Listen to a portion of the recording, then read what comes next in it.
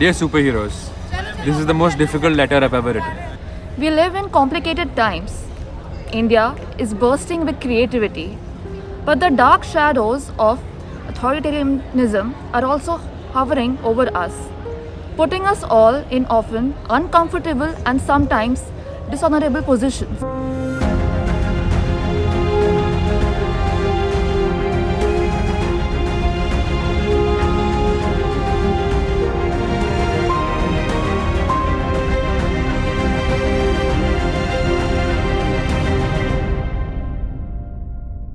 We are still processing the train of events that led to my resignation, along with Professor Subramanian. I was personally overwhelmed by the outpouring of affection and support you have displayed over the last week. But the deeper reason why this is difficult for me to write is this.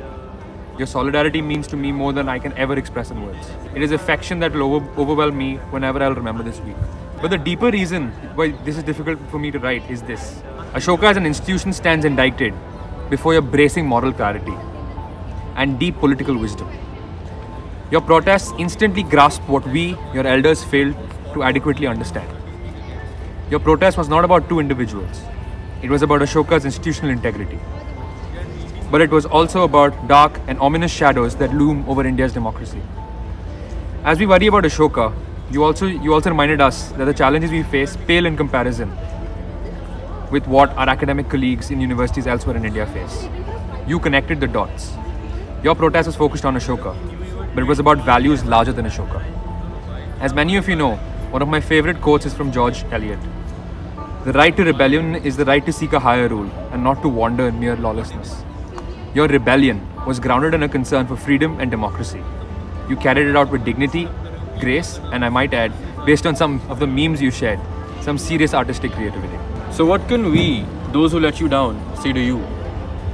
The first thing I will say is this. In all candor, this episode will be seen to have hurt Ashoka's reputation. But in a larger sense, Ashoka's reputation will be enhanced not by what the university did, but by what you did. You may lose a couple of professors, but anyone looking at you will wonder in admiration. The poise and articulacy with which you defended important values and demanded accountability should make anyone want to associate with this university. You are its beating heart and soul, and nothing can damage that. Second, it is not for me to intercede in this matter. But I imagine your voice will, in the long run, make Ashoka a better university and get it to recommit to its ideals and values. So your outpouring is already a victory of sorts. You have taught us by example what we were badly trying to teach you by lectures. You should be proud of yourselves. You should be confident that you will create a better world. You have already accomplished Ashoka's mission. In institutional contexts, principles and values cannot be replaced. Individuals can. So my plea to you is this. It is time for me to move on. Teaching at Ashoka, particularly the last couple of years, has been an absolute joy. It reinforced the one conviction I have carried my life without fail. Students never let you down. So giving up the company of Ashoka students and colleagues, disrupting our lives and leaving a fine university is not an easy decision. But it is for me the only honorable thing to do, consistent with my values. Values I think you share. I also believe it is in the best interest of the university. It is often said that you cannot swim in the same river twice. In the contrarian spirit of Ashoka, I tried by resigning twice. I hope even you might forgive me for not wanting to tempt fate again. The underlying circumstances that led to the resignation will not change the foreseeable future, in my case at any rate. So I must close this chapter. I urge you not to press on this matter.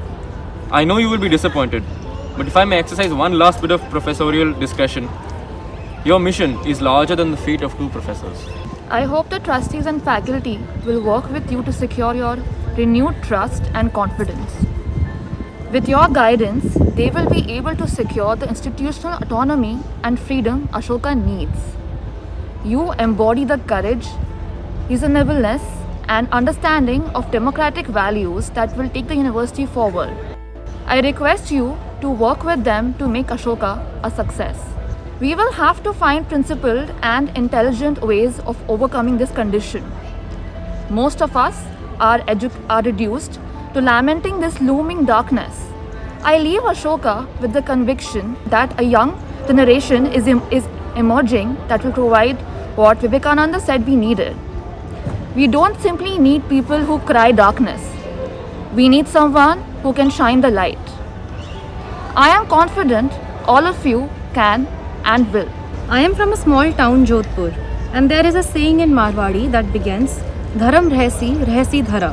Where there is dharma, the earth is preserved. My conversation with you on these matters has been a source of immense pleasure. But the good thing about this conversation is that it continues wherever we are. Through the texts I so enjoyed with you this year, Plato, Mahabharata, Montaigne, Hobbes, Marx, Beauvoir, Kant, and many others. But what you taught us is something more valuable. That liberal values are more about having a character than they are about professing a creed. It is a character you have in ample measure. I am eternally grateful to you.